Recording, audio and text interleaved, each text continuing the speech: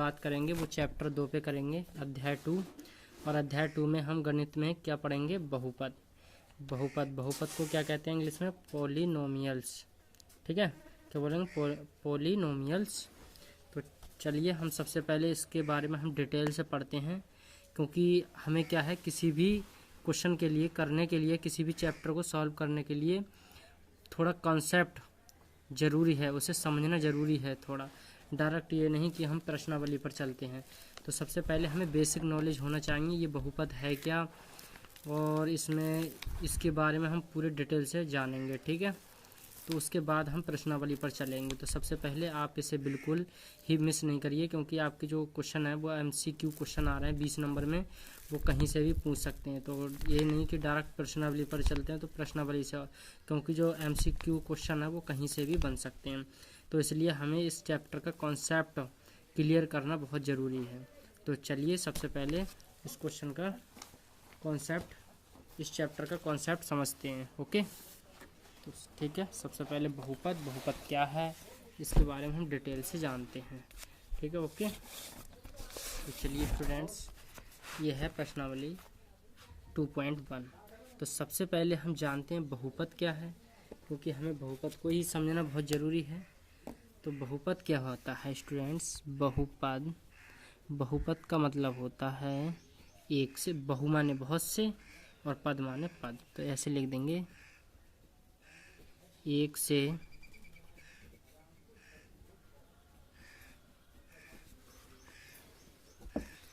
ज़्यादा पद क्या कहलाता है, बहुपद।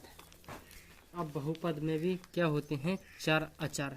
चर क्या होते हैं, अचर क्या होते हैं, उन्हें समझते हैं हम। ठीक है, बहुपद में भी क्या समझते हैं हम, चर अचर, क्योंकि ये बहुत बच्चे नहीं बता पाते हैं चर क्या हैं, अचर क्या हैं। तो सबसे पहले हमने चैप्टर तो बहुपद पढ़ लिए, तो चर अचर को समझना बहुत ज़रूरी है। अब चर क्या होते हैं, जैसे X, Y, Z, T, U, B, A, B, ये सभी क्या हैं, चर हैं। अंक जैसे हमारे 2 हैं, -3 हैं, 1/2 है, √3 है, यानी ये सभी प्रकार की जो अंक हैं या संख्याएं हैं, ये सभी किस में आती हैं, अचर में आती हैं। ठीक है, तो अब इसके बाद हम समझ सकते हैं कि आपको चर और अचर समझ में आ गया होगा। अब बात करते हैं बीजीय व्यंजक क्या होते हैं। ठीक है, बीजीय व्यंजक का मतलब होता है इस तरीके के जो पद हैं वो समीकरण में जुड़े हुए हों उनके साथ, वो क्या होते हैं, बीजीय व्यंजक। तो चलिए इन्हें सबसे पहले हम बीजीय व्यंजक को समझते हैं। आप इस चीज़ के लिए बिल्कुल ही मिस नहीं करें, प्रश्नावली करने से पहले इस कॉन्सेप्ट को ज़रूर समझना चाहिए, तभी हम फुल डिटेल से चैप्टर को समझ पाएंगे। ठीक है, तो ये बेसिक कॉन्सेप्ट को मिस ना करें। तो बीजीय व्यंजक क्या होता है, बीजीय व्यंजक होता है कुछ निश्चित चर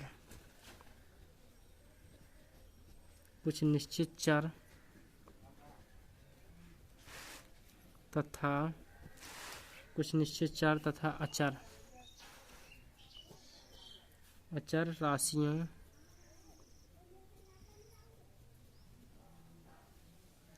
राशियों के योग, अंतर, गुणन, भाग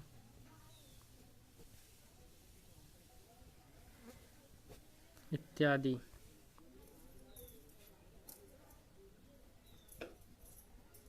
संयोग से बने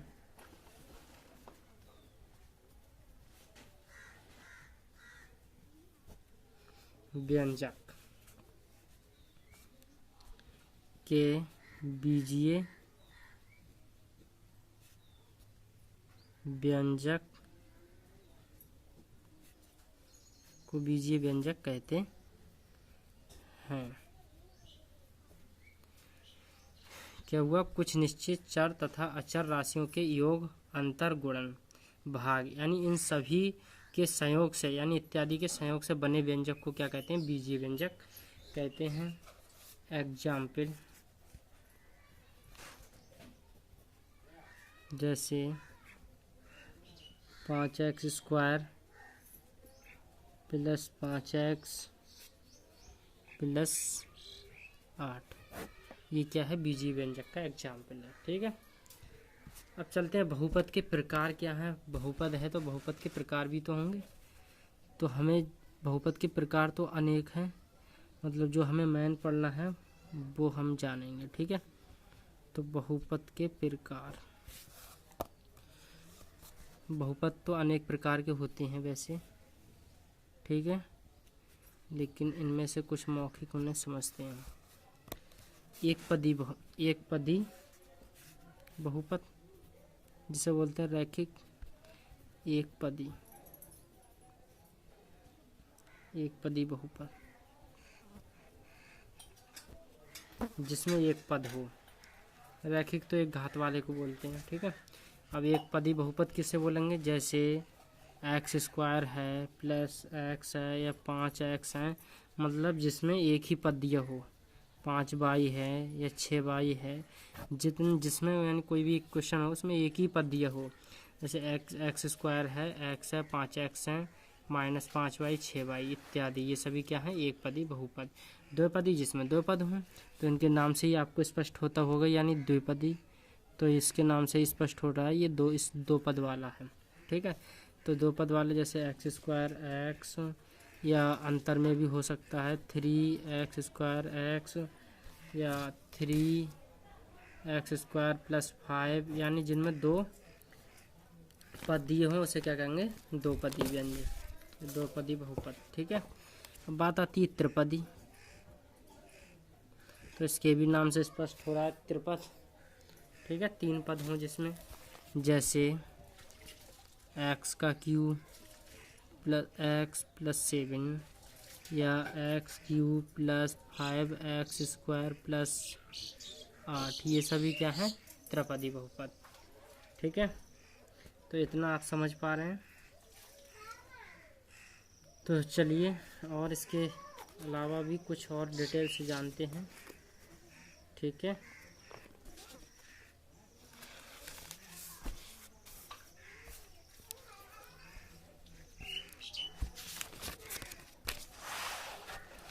अब आते हैं प्रश्नावली पर। ठीक है, प्रश्नावली पर सबसे पहले हम प्रश्नावली आने से पहले हम ये चीज़ जानेंगे,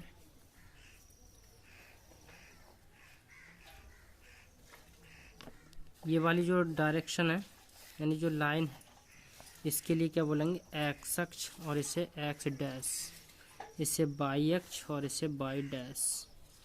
यानी यहाँ पे जो केंद्र होगा इसे 0,0 मूल बिंदु। ठीक है, अब यहाँ से जो नंबर प्रतिशत होते हैं इस रेखा पर प्रदर्शित करते हैं, तो एक एक्स की तरफ तो प्लस में नंबर और एक्स डैश की तरफ माइनस में, इसी प्रकार से वाई की तरफ प्लस में नंबर प्रदर्शित करना है और वाई डैश की तरफ माइनस। जैसे यहाँ 1 2 3 4 5, उसी प्रकार से -1 -2 -3 -4, उसी प्रकार 1 2 3 4 और नीचे -1 -2 -3 -4। ठीक है, इसे बोलेंगे एक्स अक्ष और इसे बोलेंगे वाई अक्ष।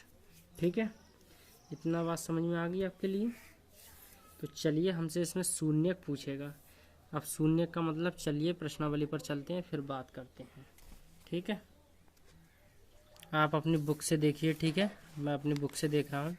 इसमें जो क्वेश्चन है, प्रश्न है, वो क्या है, 2.1 का पहला, किसी बहुपद px के लिए y बराबर px का ग्राफ नीचे आकृति में दिया है। प्रत्येक स्थिति में हमें px के शून्यक की संख्या ज्ञात करनी है, यानी px के शून्यक की संख्या ज्ञात करनी है। हमें इसमें यह दिखाना है कि कोई भी शून्यक x अक्ष को कितने बार कटान कर रहा है, यानी कितने बार एक्स अक्ष को कटान कर रहा है उतने बार हमें लिखना है। ठीक है, कोई भी शून्यक 2 बार कर रहा है तो उसे लिख देंगे शून्यकों की संख्या 2, 1 बार कर रहा है तो 1, 3 बार कर रहा है तो 3, और नहीं कर रहा है तो कोई भी प्रतिच्छेद नहीं कर रहा है। ठीक है, तो सबसे पहले बात आती है इस पहले प्रश्न की। ये आ सकते हैं डियर, देखिए ये वाला जो प्रश्न है वो 2019 में आया हुआ है। ठीक है, तो सबसे पहले हमें इसमें क्या देखना है, सिर्फ ये देखना है, देखो ये जो लाइन है वो समांतर है इस वाली के, ये नहीं कटान कर रही, मतलब इस वाली एक्स अक्ष के लिए बिल्कुल भी कटान नहीं कर पा रही है।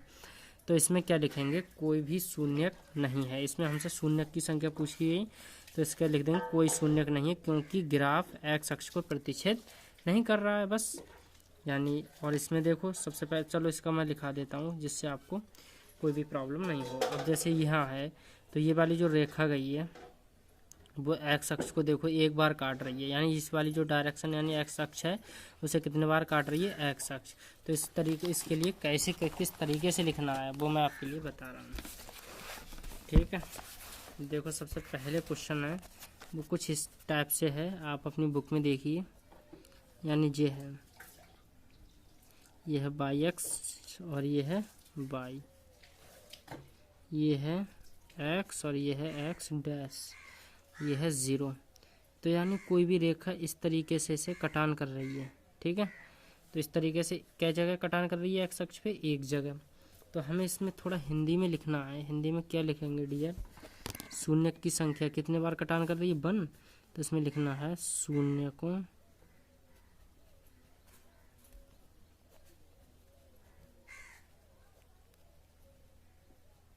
शून्यकों की संख्या 1 है। आगे लिखना है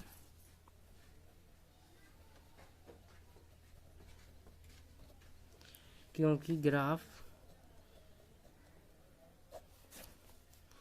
एक्स अक्ष को केवल एक ही बिंदु पर काटता है, ठीक है। बस इतना लिखना है। शून्यों की संख्या 1 है क्योंकि ग्राफ एक्स अक्ष के केवल एक ही बिंदु पर काटता है। 2 पर लिखेगा, 2 पे काटेगा तो ये लिखेंगे शून्यों की संख्या 2 है क्योंकि ग्राफ एक्स अक्ष को केवल 2 बिंदु पर ही काटता है या प्रतिच्छेदित करता है। तो चलिए आशा करते हैं आपको क्वेश्चन समझ में आ चुका होगा और ये एक्सरसाइज प्रश्नावली 2.1 भी कंप्लीट होगी क्योंकि आप खुद से करेंगे। अब ये देखो किस जगह कितनी बार काट रहा है एक्स अक्ष पर, एक बार, और ये तो बाई पे काट रहा है, ये काउंटिंग मत कर लेना। एक बार, 2 बार, यहाँ देखो 2 बार काट रहा है और यहाँ कितना काट रहा है, 3 बार। तो क्या लिखेंगे, शून्यकों की संख्या 3। मैंने एक बार लिख दिया है, आपको नंबर चेंज करना है, बस इसी मेथड से इसी तरीके से लिखेंगे आप। तो इसमें क्या लिखना है, शून्यकों की संख्या 1 2 3, यानी शून्यकों की संख्या 3 है क्योंकि ग्राफ एक्स अक्ष को 3 बिंदुओं पर प्रतिच्छेदित करता है। Any problem? तो ठीक है, चलते हैं प्रश्नावली 2.2 पर। तो देखिए 2.2 जो सवाल है वो क्या दिया है, वो दिया है x² - 2x - 8, ठीक है। तो इसमें बताना है निम्न द्विघात बहुपद के शून्यक ज्ञात कीजिए और शून्यकों तथा गुणांकों के बीच की संबंध की सत्यता की जांच कीजिए। तो आप अपनी बुक से देखिए स्टूडेंट्स, आपको फुल डिटेल से समझना है तो वीडियो में लास्ट तक बने रहिए, ठीक है। आपको कोई प्रॉब्लम नहीं होगी, इस बात की गारंटी है, ठीक है। अब आप वीडियो छोड़ के भाग जाएंगे, पहले एंड तक नहीं देखेंगे तो ये समझ में नहीं आएगी। कोई भी चीज़ के लिए काफ़ी थोड़ा प्रयास करेंगे, थोड़ा हार्ड वर्किंग करेंगे तभी समझ में आएगा। आप वीडियो को छोड़ के भागोगे, मैं ये वीडियो देख लूँ, इनकी समझ में नहीं आ रहा है इनका, तो नहीं कुछ समझ में नहीं आएगा स्टूडेंट। आप पूरी वीडियो को कंप्लीट देखें तब आपको बिल्कुल समझ में आएगा। तो इस वाला जो है, ये वाला प्रश्न है x² - 2x - 8। तो कह रहे हैं द्विघात बहुपदों के शून्य ज्ञात करना है हमें और शून्य को तथा गुणांकों के बीच संबंध की सत्यता की जांच। बहुत आसान है डियर, बहुत ही आसान है। आप वीडियो में बस लास्ट तक बने रहिए, इतनी मेहरबानी कीजिए, आपको प्रश्नावली 2.2 बिल्कुल कंप्लीट समझ में आ जाएगी एक क्वेश्चन से सिर्फ, ठीक है। तो चलिए इस क्वेश्चन के लिए सबसे पहले कैसे करते हैं। तो सबसे पहले हम इसे शून्य ज्ञात करते हैं। शून्य किस तरीके से हम ज्ञात करेंगे स्टूडेंट्स, तो चलिए शून्य ज्ञात करने के लिए सबसे पहले यहाँ लिखेंगे हल और लिखेंगे माना px बराबर कितना दिया है, ये लिख लेंगे x² - 2x - 8, यही तो दिया है। तो चलिए सबसे पहले से सरल करते हैं, यहाँ लिखेंगे px। अब देखिए ये आपने दो घात, मैंने देखो और भी वीडियो में डिटेल से बताया है कि दो घात समीकरण को हल कैसे करते हैं। अब देखिए पहले से तोड़ेंगे हम, 2 घात में। अब देखो यहाँ माइनस का चिन्ह है और यहाँ कितने 2x और ये है 8। तो 8 के ऐसे गुणनखंड करिए कि गुणा करने पर तो 8 आए और घटाने पर कितना आए, 2 आए। ठीक है, गुणनखंड कर लेते हैं। तो गुणनखंड इसके तो ऐसे हो जाएंगे 4 गुणे 2, 4 दूनी कितने होते हैं 8, और 4 में से 2 गए कितने बचे 2। इस तरीके से हमें ढूंढना है। ठीक है, तो इसे देखिए एक्स स्क्वायर माइनस, यहाँ कितने लिखना है आपको 4 माइनस 2, और यहाँ लिखेंगे x माइनस 8। क्योंकि यहाँ पे तो समझो आप, यहाँ माइनस का चिन्ह है तो इसमें क्या करना होता है इन 2 घात समीकरणों में कि गुणा करने पर तो 8 आना चाहिए जो संख्या यहाँ दे रखे होते हैं, और घटाने पे या जोड़ने पे यहाँ का चिन्ह बताता है कैसे आना चाहिए। माइनस का तो घटाने पर 2x आना चाहिए। तो हमें फैक्टर मिले 4 दूनी 8 और 4 में से 2 गया 2 बचे। ओके, तो यहाँ देखिए अब क्या लिखेंगे px, और यहाँ लिखेंगे एक्स स्क्वायर, 4 की गुणा x से करेंगे तो कितना आएगा 4x। यहाँ देखो कभी भी माइनस हो, अब हम 2x की गुणा इससे कर रहे हैं मान ली, तो यहाँ क्या आएगा माइनस आएगा वैसे, लेकिन यहाँ माइनस है तब अंदर वाला चिन्ह चेंज हो जाएगा, किस में हो जाएगा प्लस में। यदि प्लस होता तब किस में होता माइनस में। तो यहाँ लिखेंगे 8। अब अगले स्टेप में क्या करेंगे, देखो 2 के जोड़े बना लेते हैं इसमें, 2 के जोड़े। अब यहाँ देखो इन दोनों में क्या एक जैसा दिख रहा है, यानी कॉमन क्या उभयनिष्ठ, उभयनिष्ठ x और x मिल रहा है। देखो x इसमें भी x इसमें भी, तो हम इसमें से एक x कॉमन ले लेते हैं। इसमें 2x थे यानी x पावर 2 है तो इसका मतलब 2x है। तो इनमें से एक x जब कॉमन ले ली, एक बची और माइनस के 4। अब यहाँ देखिए प्लस। अब देखो यहाँ देखेंगे कैसे देखेंगे, इसमें x तो कॉमन है नहीं, तो ये देखो इन दोनों में कि 2 के पहाड़े में 8 आते हैं, जी बिल्कुल आते हैं।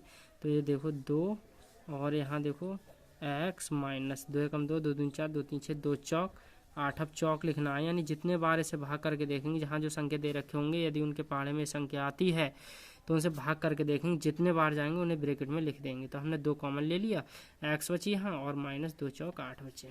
ठीक है, इतने पे भी समझ में नहीं आया आपको ये गुणनखंड, फिर मुझे आप कमेंट्स बॉक्स में बता सकते हैं, मैं और डिटेल से समझा दूंगा। तो देखिए यहाँ x माइनस 4 एक जैसे पद बन गए, तो हम बिल्कुल सवाल जो है वो राइट कर रहे हैं। ठीक है, और जो ये बनेगा x प्लस 2 बनेगा। ओके, अब यहाँ देखिए अब क्या लिखेंगे हम, px के शून्यक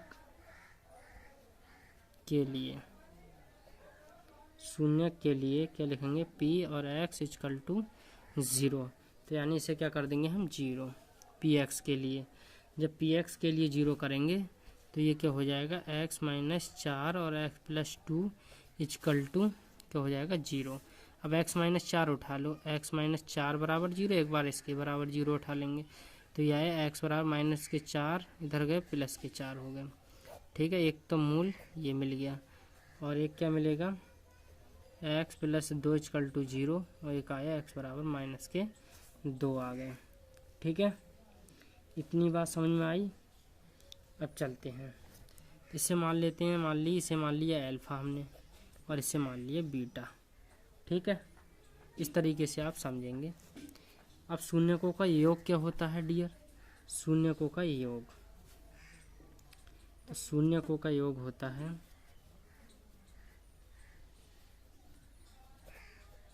शून्यकों का योग होता है अल्फ़ा प्लस बीटा बराबर माइनस b अपॉन a। ठीक है, और शून्यकों का गुणनफल क्या होता है, शून्यकों का गुणनफल होता है alpha into beta c upon a बराबर। ठीक है, तो हमें इनमें रखना है और सत्यता की जांच भी करना है।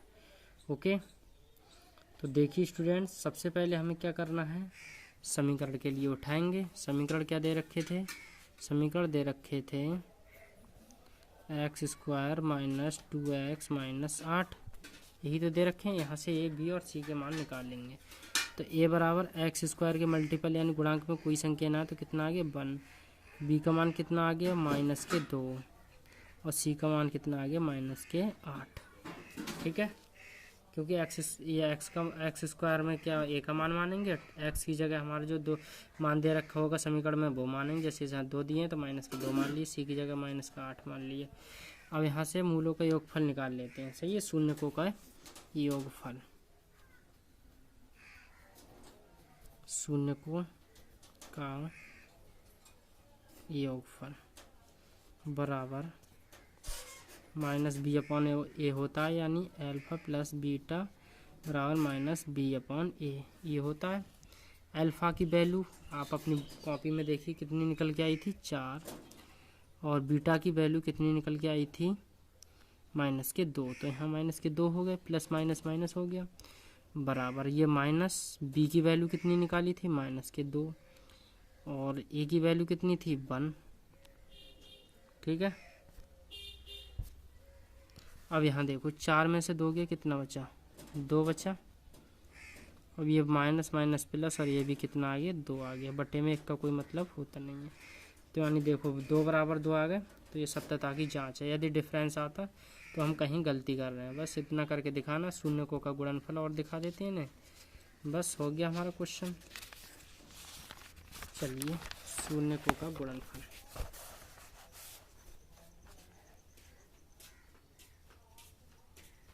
शून्यकों का गुणनफल होता है अल्फा इंटू, सॉरी इतना ही समझो, अल्फा इंटू बीटा बराबर सी अपॉन ए।